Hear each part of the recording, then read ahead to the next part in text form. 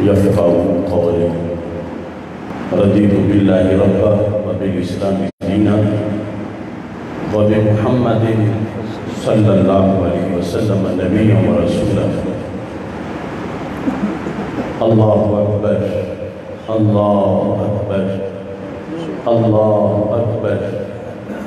لبيك لبيك لبيك يا رسول الله صلى الله عليه وسلم. الحمد لله رب العالمين والصلاة والسلام على رسوله الكريم وعلى آله وصحابه أجمعين. أما بعد فأعوذ بالله من الشيطان الرجيم. بسم الله الرحمن الرحيم. ربنا اغفر لنا ولإخواننا الذين سبقونا بالإيمان. صدق الله العظيم وصدق رسوله النبي الكريم الأمين. إن الله وملائكته يصلون على النبي يا أيها الذين آمنوا صلوا عليه وسلموا تسليما. الصلاة والسلام عليك يا سيدي يا رسول الله وعلى آلك وأصحابك يا حبيب الله. الصلاة والسلام عليك يا سيدي يا خاتم النبيين وعلى آلك وأصحابك يا أول النبيين ويا آخر النبيين. مولاي صل وسلم دائما أبدا على خير الخلق كلهم. اللہ تبارک و تعالی جل جلالہ وعم نوالہ واتم برہانہ وعظم شانہ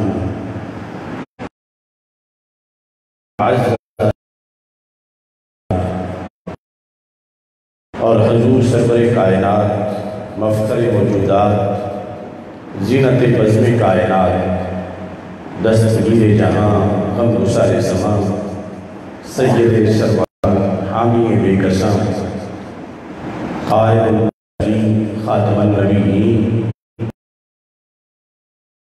جناب محمد مصطفیٰ صلی اللہ علیہ وآلہ وآصحابہ وبارک وسلم کے دربار بار میں حدیت و سلام عرض کرنے کے بعد السلام علیکم ورحمۃ اللہ وبرکاتہ. رب الجلال کے فضل و توفیق سے آج کا یہ اجتماع الحاج محمد اعجاز احمد بگنانہ مرحوم ان کے رسالہ ثواب کے لیے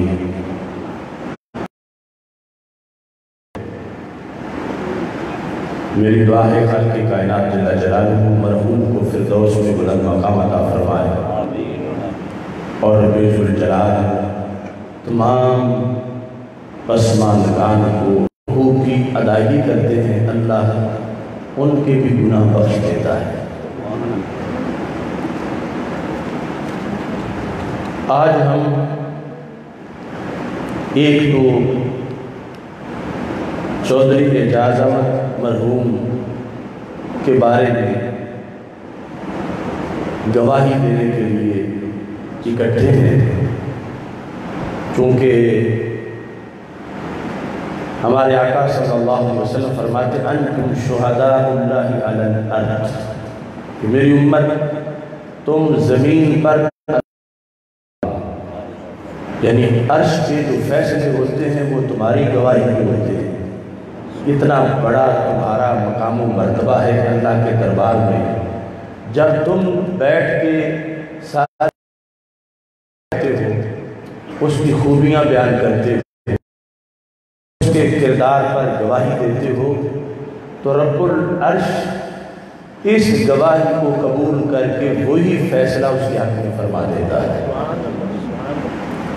اتنا بڑا مقام ہے محلے والوں کا برادری والوں کا علاقے والوں کا کسی فوت شدہ کے بارے میں اچھی گواہی دینا. رب ذوالجلال فرشتوں سے کہتا ہے کہ فرشتوں دیکھو یہ سارے اس کو اچھا کہہ رہے ہیں تو اس میں کچھ کمزوریاں بھی تھیں، کیا انہیں ان کمزوریوں کا پتہ نہیں ہے؟ تو فرشتے کہتے ہیں اللہ پتہ تو ہے ان کو کمزوریوں کا بھی، مگر یہ پردہ پوشی کر رہے ہیں۔ اللہ فرماتا ہے ستار تو میرا نام ہے، اگر یہ بندے ہو کے پردہ پوشی کر رہے ہیں اور اس کے اچھے پہلو اجاگر کر رہے ہیں تو گواہ ہو جاؤ میں نے بھی اس کی غلطیوں پہ پردہ ڈال دیا ہے اور اس کو بخش دیا ہے۔ اس واسطے ہمارے آقا صلی اللہ علیہ وسلم کا یہ فرمان ہے اذکروا محاسن موتاکم، کہ جو تم میں فوت ہو جائیں مسلمانوں میں، تم ان کے محاسن کا ذکر کرو، یعنی ان کی خوبیوں کا ذکر کرو، ان کی اچھائیوں کا ذکر کرو، کہ جب کسی فوت شدہ کی اچھائی تمہاری زبان سے بیان ہوگی تو ایک اچھا ریکارڈ اس کا بنے گا کہ اسی کے معاشرے میں رہنے والے، ہو سکتا ہے ان کی آپس میں کبھی کوئی عداوت بھی ہوئی ہو، کوئی جھگڑا بھی ہوا ہو، زندگی میں رہتے ہوئے 100 اونچ نیچ ہو جاتی ہے، لیکن اس کے باوجود جب اس کے جانے کے بعد کوئی اپنی زبان سے گواہی دیتا ہے تو رب ذوالجلال اس گواہی پر فرشتوں کو بھی گواہ بنا دیتا ہے۔ تو یہ اکٹھے بیٹھ کر الحاج محمد اعجاز احمد صاحب کے بارے میں ہم جو گفتگو کر رہے ہیں، جس طرح کہ ہمارے تحریک لبیک یا رسول اللہ صلی اللہ علیہ وسلم ضلع منڈی بہاؤالدین کے امیر چودھری نصر اللہ وڑائچ صاحب ابھی گفتگو کر رہے تھے اور قبلہ حضرت صاحب اس سلسلہ میں فرما رہے تھے، تو یہ کوئی خوشامد نہیں، یہ ایک شرعی حق ہے ان کا ہمارے اوپر کہ وہ چلے گئے ہیں تو ہم اپنی طرف سے وہ گواہی دیں جو ہمارے پاس موجود ہے۔ تو اس گواہی پر اتنا بڑا اثر مرتب ہوتا ہے کہ اب دنیا میں مثلا ایجنسیوں والے لکھ کے لے جاتے ہیں تو ایک ضلعی دفتر میں ان کے لکھنے ہو جاتا ہے اچھا یا برا، تو اس فیصلے کا کیا کہنا جو اللہ کے دربار میں ہوتا ہے، اور پھر جن کی گواہی میں ہوتا ہے یقیناً وہ بڑے عظیم لوگ ہیں، اور پھر انہیں اس گواہی کا اہتمام بھی کرنا چاہیے۔ اس بنیاد پر فرمایا اذکروا محاسن موتاکم، جو چلے گئے ہیں ان کے محاسن کا ذکر کرو، وَكُفُّوا عَن مَّصَابِيهِمْ، ان کی کوئی غلطی، کمزوری، کوتاہی اسے زبان پہ نہ لاؤ، اس سے اپنی زبان کو روک لو اور اس کی اچھائی کو بیان کرو۔ اور ساتھ ہی قرآن مجید برہان رشید میں رب ذوالجلال نے اہل ایمان کی یہ شان بیان کی، والذین جاءوا من بعدهم یقولون ربنا اغفر لنا ولإخواننا الذین سبقونا بالایمان۔ اللہ فرماتا ہے وہ ایمان والے اچھے ہیں کہ وہ کہتے ہیں اللہ ہمیں بھی بخش اور انہیں بھی بخش جو حالت ایمان میں ہم سے پہلے دنیا سے چلے گئے ہیں۔ تو یہ قرآن میں حق بیان کیا گیا کہ جانے والوں کا پچھلوں پر حق ہے، پچھلے بھول نہ جائیں، پچھلے ان کے لیے دعا کریں، اور اگر ان دعاؤں کا کوئی فائدہ نہ ہونا ہوتا تو رب ذوالجلال نہ حکم فرماتا اور نہ اس عمل کی تعریف کرتا۔ یہاں تک کہ دعا کے لحاظ سے بہتی شعب ایمان میں یہ حدیث شریف ہے کہ ہمارے آقا صلی اللہ علیہ وسلم ارشاد فرماتے ہیں مَلْ مَيِّتُ فِي الْقَبْرِ إِلَّا كَالْغَرِيقِ الْمُتَغَوِّصِ يَنْتَظِرُ دَعْوَةً۔ قبر میں میت کا حال یوں ہوتا ہے جیسے کوئی شخص پانی میں ڈوب رہا ہو، یعنی ہم تو واقف نہیں کہ قبر میں کیا ہوتا ہے، جو جاتا ہے واپس آ کے بتاتا نہیں، لیکن یہ ہمارے آقا صلی اللہ علیہ وسلم کا ہم پہ احسان ہے کہ جو کچھ ہوتا ہے سرکار نے ہمیں پہلے ہی بتا دیا ہے۔ اگر ہمیں پتہ نہ ہوتا، مرتے وہاں جا کے پتہ چلتا تو پھر افسوس کرتے کاش کہ دنیا میں پتہ چل جاتا تو ہم اس سے کتنا فائدہ اٹھا لیتے، کتنی تیاری کر لیتے، ہمیں تو پتہ ہی نہیں چلا۔ تو سرکار فرماتے ہیں انسان کو موت کے بعد قبر میں پھر ڈر ہوتا ہے میں کہیں مر نہ جاؤں، کیونکہ روح اس کی لوٹائی گئی ہوتی ہے، اسے لگتا ہے کہ بہت سا پانی آ گیا ہے اور میں پانی میں ڈوب رہا ہوں۔ متغفز، اس کی یہ کیفیت ہوتی ہے جس طرح کسی کے کندھوں تک پانی آ گیا ہو اور ابھی سر اس کا باہر ہے، وہ بازو بلند کرتا ہے کہ مجھے پکڑ کے باہر نکالو، ابھی امید ہے کہ میں بچ سکتا ہوں۔ یہ کیفیت عام بندوں کی قبر میں جا کر ہوتی ہے۔ خواص کے مقام و مراتب اللہ کے ہاں جدا جدا ہے۔ اب اسے یہ یقین ہے کہ ایک قوت مجھے ڈوبنے سے بچا لیتی ہے، اور یہ تب ہے جب اہل ایمان ہے اور دنیا میں اس کا عقیدہ صحیح تھا۔ ینتظر دعویٰ، اسے دعا کا انتظار ہوتا ہے قبر میں کہ دعا وہ قوت ہے جو مجھے ڈوبنے نہیں دے گی۔ دعا اگر میرے حق میں کوئی کرے گا تو میں ڈوبنے سے بچ جاؤں گا۔ ینتظر دعویٰ، اس کو دعا کا انتظار ہوتا ہے قبر میں۔ کون کرے گا دعا؟ تلحقہ، سرکار فرماتے ہیں جو پیچھے زندہ ہیں ان کی دعا کا اسے انتظار ہے کہ دعا اسے پیچھے سے لاحق ہو جائے، پچھلے دعا کرے اور اسے وہ دعا قبر میں مل جائے اور اس کے نتیجے میں اس کا بیڑا پار ہو جائے۔ پھر ہمارے آقا صلی اللہ علیہ وسلم نے 4 لفظ بطور خاص بولے اور ان میں سب کچھ سمیٹ دیا کہ کون کون دعا کرے گا۔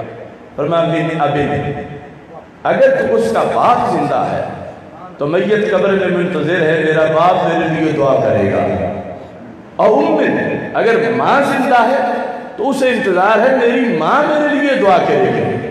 اور اخین، اگر اس کا بھائی زندہ ہے تو اسے انتظار ہے کہ میرا بھائی میرے لیے دعا کرے گا۔ اور صدیق، یا کوئی بھی جو مسلمان محلے دار علاقے کے لوگ اپنے رشتہ دار جو بھی زندہ چھوڑ کے اس کے ریکارڈ میں ہے کہ یہ سارے لوگ بھی زندہ ہیں، میں پہلے آ گیا ہوں، تو وہ سب سے امید لگائے بیٹھے ہیں چلو رشتہ دار کوئی نہیں کرتا، کوئی اسلامی ایمانی بھائی میرا تو میرے لیے کوئی دعا کرے گا۔ یہ اس کو قبر میں جا کر انتظار ہوتا۔ تو نبی اکرم نور مجسم شفیع معظم صلی اللہ علیہ وسلم فرماتے ہیں اذا لاحقت ہو کانت احب الیہ من الدنیا وما فیہا، اسی میں اگر پچھلے دعا شروع کر دیں، مثلا جس طرح ہمارے عرف میں مسلسل فاتحہ خوانی ہوتی ہے یا کئی مواقع پر ختم شریف پڑھے جاتے ہیں، تو جب یہ دعا پہنچتی ہے ہمارے آقا صلی اللہ علیہ وسلم فرماتے ہیں اس قبر کے مکین کو اگر زندگی میں پوری کائنات کا بادشاہ بنا دیا جاتا تو پھر بھی اس کو اتنی خوشی نہ ہوتی جتنی بعد از وفات پچھلوں کی دعا کی اس کو خوشی ہوتی ہے۔ کانت احب الیہ من الدنیا وما فیہا، جو کچھ دنیا میں ہے، جتنا سونا، جتنا چاندی، جتنا پیسہ، مال مویشی، جو کچھ ہے دنیا میں، دنیا اور جو کچھ دنیا میں ہے، اگر یہ سب کچھ اس کو دے دیا جاتا زندگی میں تو اتنا خوش نہ ہوتا جتنا پچھلوں کی دعا کے جملوں پہ خوش ہو جاتا ہے۔ اور فرمایا ہمارے آقا صلی اللہ علیہ وسلم نے اللہ امثال الجبال، پہاڑوں جتنی رحمتیں، ایک جبل بھی بہت بڑا ہوتا ہے، پہاڑوں جتنی رحمتیں ان پچھلوں کی دعاؤں کے نتیجے میں قبروں پہ نازل فرما دیتا ہے۔ اور فرمایا ان ہدیۃ الاحیاء الی الاموات الاستغفار لہم، زندہ لوگوں کا فوت شدگان کے لیے تحفہ استغفار ہے، یعنی تحفہ اسلام میں بعد از وفات بھی پہنچتا ہے، اور وہ استغفار کا تحفہ ہے کہ جو گئے ہیں ان کی بخشش مانگیں، اور یہ انہیں قبر میں بھی اس کا پتہ بھی چلتا ہے اور اس سے فائدہ بھی ہوتا ہے۔ تو یہاں پر حقوق ابن، امن، اخن اور صدیق، یہ 4 الفاظ بطور خاص استعمال کیے گئے۔ اور دوسری حدیث شریف میں وہ بھی بحقی شعب ایمان میں ہے، ہمارے آقا صلی اللہ علیہ وسلم فرماتے ہیں اللہ قیامت کے دن جب ایک بندے کا درجہ بلند کرے گا، ان اللہ لا یرفع الدرجہ للعبد الصالح فی الجنہ، جنت میں جب وہ درجہ بلند کرے گا اللہ تو بندہ حیران رہ جائے گا کہ میں اور اتنا اونچا مقام یہ مجھے کیسے مل گیا۔ وہ بول پڑے گا انا لی ہذہ، مجھے رب یہ کیسے ملا؟ یعنی جنت تو میں پہنچ گیا ہوں، آگے اتنی بلندی، کیونکہ جنت کا ایک درجہ، ایک سٹیپ، ایک سیڑھی، اس کا اونچائی اتنی ہے جتنا زمین سے آسمان اونچا ہے۔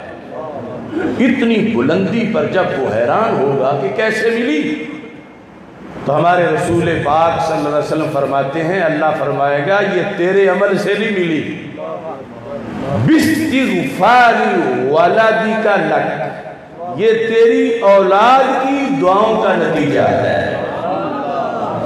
باستغفار ولدک، یہ تیرا ولد ہے، تیری اولاد ہے، تیرے بیٹے ہیں، تیری بیٹیاں ہیں، انہوں نے تیرے لیے ہمیشہ دعاؤں کا اہتمام کیا، وہ مجھ سے تیری بخشش کی بھیک مانگتے رہے اور انہوں نے ہمیشہ استغفار کی، میں نے ان کی دعاؤں کو قبول کر کے جنت میں تیرے مقام کو بلند کر دیا ہے۔ اس بنیاد پر آج ہم اس اجتماع میں بیٹھے ہیں تو یہ ایک حق کی ادائیگی ہے، بحیثیت مسلمان ہم سب پر جو ہے کہ ہم اچھی گواہی دیں۔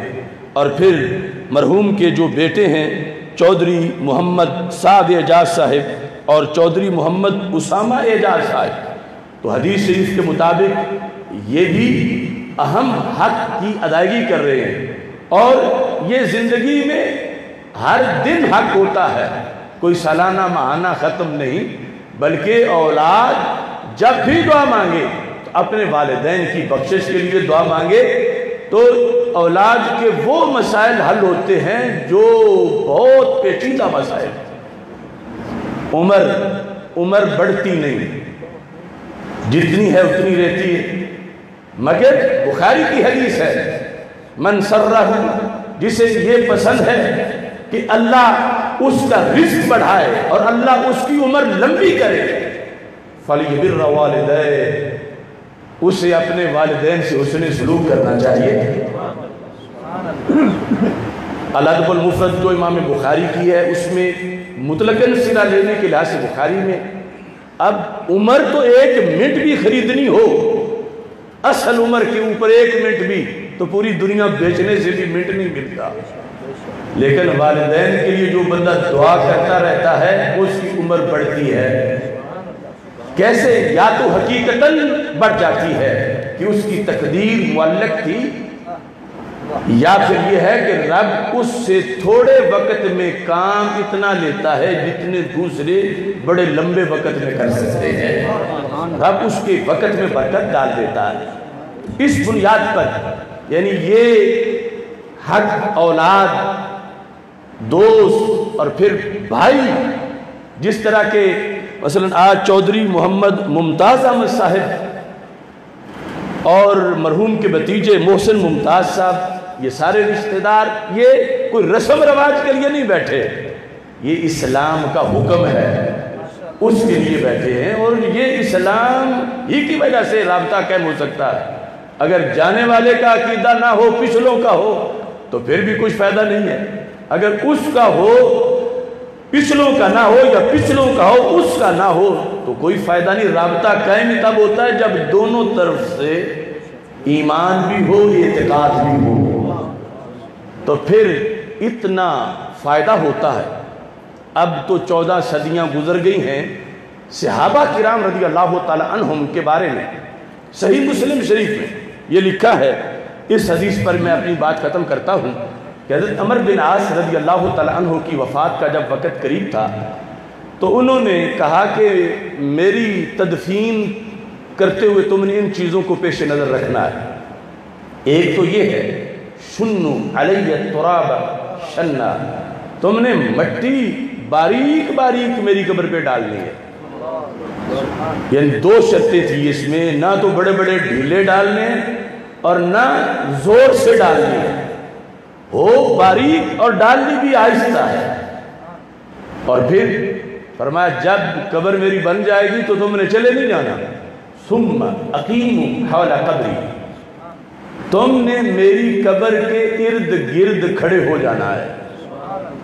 یہ پرانے والا دین ہے، یعنی صحابہ جس چیز کے بارے میں بتا رہے ہیں فن حدیث کے مطابق یہ فرمان رسول علیہ السلام کا، حضرت عمر بن عاص کے پاس جو وقت وفات امت تک وہ پیغام پہنچانا چاہتے تھے، ورنہ صحابی کا اپنا تو کوئی معاملہ ہی نہیں. لا تمس النار مرانی اور مرانی، سرکار فرماتے ہیں جس نے حالت ایمان میں مجھے دیکھا آگ اس کے قریب جا ہی نہیں سکتی، اور اس کو دیکھنے والے کے قریب ہی نہیں جا سکتے. تو حضرت عمر بن عاص نے کہا کہ تم نے مٹی آہستہ ڈالنی ہے اور پھر تم نے کھڑے ہو جانا ہے اور کافی دیر کھڑے رہنا ہے. حول یہ وہی لفظ ہے جو ہم پڑھتے ہیں ماحول، حول کے ساتھ ما ملاتے ہیں، یہ ماحول بڑا اچھا ہے. ماحول تو حول بنتا تب ہے جب ارد گرد سب طرف لوگ کھڑے ہوں. الذی بارکنا حولہ جو آیت میں ہے. تو یہاں پر صحابی کہہ رہے ہیں میری تدفین کے بعد چھٹی نہیں، جنازہ تم نے پڑھ لیا، تدفین میری ہو گئی، لیکن تم نے کھڑے ہو جانا ہے میری قبر کے ارد گرد. کتنی دیر تک؟ قدر ما ينحر جزور ويقسم لحمها. یہ ایک اس وقت کا پیمانہ ہے ٹائم کا. یہ گھنٹے منٹ سیکنڈ یہ اصطلاحیں نہیں تھی، لمبے دورانیے کے لیے یہ ٹائم تھا. عرب کہتے تھے کہ جتنا وقت اونٹ کو پکڑ کے نہر کر کے کھال اتار کے گوشت بنا کے بانٹنے تک جتنا ٹائم لگتا ہے، کہ اتنی دیر تم نے میری قبر سے غائب نہیں ہونا، ارد گرد کھڑے رہنا ہے. یہ یعنی ہزارہا کتابوں میں یہ حدیث موجود ہے اور جس کا کوئی انکار نہیں کر سکتا. اب سوال یہ پیدا ہوتا ہے جو لوگ محض عقل کا کلمہ پڑے ہوئے ہیں، ایک تو یہ ہے کہ جب بندے کے بدن سے روح نکل گئی تو اس کے بعد اوپر قبر کی چھت ہے، اور چھت جو ہے جب سلامت ہے تو چھت کے اوپر کوئی مٹی زیادہ ڈالے یا تھوڑی ڈالے، زور سے ڈالے یا آہستہ ڈالے تو پھر کوئی پرابلم نہیں، ایک جیسی بات ہے. جب بندے میں جان ہی نہیں اور پھر اوپر چھت بھی ہے اور چھت سلامت ہے. مثلا ہم زندہ ہیں، ہمارے سروں پہ چھت ہے، چھت سلامت ہے، اوپر کوئی 10 بوریاں رکھے یا 20 بوریاں، ہمیں تو پتہ بھی نہیں ہوگا کہ پہلے ایک چھٹان تھی اور اب 10 بوریاں رکھ دی ہیں، کیونکہ درمیان میں چھت سلامت ہے. مگر ادھر قبر کے اندر کا یہ معاملہ ہے، کہا کہ تم نے مٹی آہستہ ڈالنی ہے. اس میں وہ حدیث پیش نظر تھی جب ہمارے آقا صلی اللہ علیہ وسلم نے یوں اپنی دیکھا کہ ایک شخص قبر کے ساتھ کونی کی ٹیک لگا کے بیٹھا ہے. میں حدیث ہے لا تُخْزِ صاحب القبر، ہاتھ پیچھے کرو، قبر والے کو تکلیف ہوتی ہے. ہم اس دین والے ہیں جس میں قبر پر کونی بھی سرکار کو برداشت نہیں کہ میرے امتی کے آرام میں خلل آتا ہے. یہ ہے دین مصطفیٰ صلی اللہ علیہ وسلم میں حقوق. چارٹر آف ہیومن رائٹ صرف زندگی میں ہی نہیں، قبر کے اندر کے حقوق بھی محفوظ کیے ہیں کہ میں زندوں کا بھی نبی ہوں، فوت شدگان کا بھی نبی ہوں. اور اب ہمیں اس لحاظ سے یہ چیز بھی دیکھنی چاہیے کہ آج اسلام کے نام پر جو لوگ قبروں سے دشمنی کا دھندا کر رہے ہیں، اور وہ بھی اہل بیت اطہار علیہم الرضوان کے مزارات، صحابہ کرام علیہم الرضوان کے مزارات، اور وہ دونوں دھڑے اسلام میں منحرف روافض اور خوارج، وہ اکابرین پر اپنے ہاتھ صاف کر کے اپنی ذاتی دشمنیاں کر رہے ہیں. تو ہم تو اس دین کے ماننے والے ہیں کہ جہاں قبر پر دھماکہ کرنا تو درکنار، کونی رکھنا بھی جائز نہیں. چونکہ سرکار فرماتے ہیں قبر المومن روضۃ من ریاض الجنہ، مومن کی قبر تو جنت کا باغ ہے. وہ کتنے جہنمی ہیں جو جنت کے باغ میں دہشت گردی کریں، جو جنت کے باغات میں بارود لے جائیں اور جنت کے باغات کے اندر جا کر وہ اسلام کے ہیروز کے خلاف اپنی بدبختی کا اظہار کرے. بہرحال یہ حدیث کہا تم نے کھڑے رہنا ہے، اس لیے قطر ما ينهر جزور ويقسم لحمها حتى استأنس بكم واعلم ماذا اراجع برسل ربي. میں اس لیے کہہ رہا ہوں تم نے کھڑے رہنا ہے تاکہ تمہیں دیکھ دیکھ کے میرا قبر میں دل لگ جائے اور مجھے پتا چلے کہ میں نے منکر نکیر کو جواب کیا دینا ہے. یعنی یہ صحیح مسلم میں یہ الفاظ ہیں، استأنس بكم، میں تمہاری وجہ سے مانوس ہو جاؤں. اگر قبر والے کو باہر نظر ہی کچھ نہیں آتا تو پھر کھڑا کرنے کا کیا فائدہ تھا؟ اور اگر باہر جو پڑھ رہے ہیں اندر وہ سنائی نہیں دیتا تو پھر یہ کیوں کہا حتی اعلم، یہاں تک کہ مجھے علم آ جائے، ماذا اراجع برسل ربی، کہ میں نے منکر نکیر کو جواب کیا دینا ہے. حالانکہ انہوں نے تو جواب پکائے ہوئے تھے، مگر قیامت تک کے مسلمانوں کے لیے یہ تھا کہ اسلام میں قبر کے باہر والے کا اور اندر والے کا رابطہ ہو جاتا ہے اور اس کے یہ فوائد بھی ہوتے ہیں. اور یہی حقیقت ہے ایصال ثواب کی. میری دعا ہے خالق کائنات جل جلالہ مرحوم محمد اعجاز احمد صاحب کو فردوس میں بلند مقام عطا فرمائے اور اللہ تعالیٰ پیچھے ان کے خاندان میں خیر و برکت عطا فرمائے اور رب ذوالجلال حسنات کو قبول فرمائے، سیئات سے درگزر فرمائے اور خالق کائنات جل جلالہ انہیں رسول پاک صلی اللہ علیہ وسلم کی طرف سے شفاعت کا مستحق بنائے اور تحریک لبیک یا رسول اللہ صلی اللہ علیہ وسلم سے جو انہوں نے اپنا تعلق قائم کیا تھا، اللہ اس کا فائدہ انہیں قبر میں بھی دے اور قیامت کے دن سرکار کے جھنڈے کے نیچے انہیں جگہ عطا فرمائے اور کوثر کا جام عطا فرمائے. وآخر دعوایا ان الحمدللہ.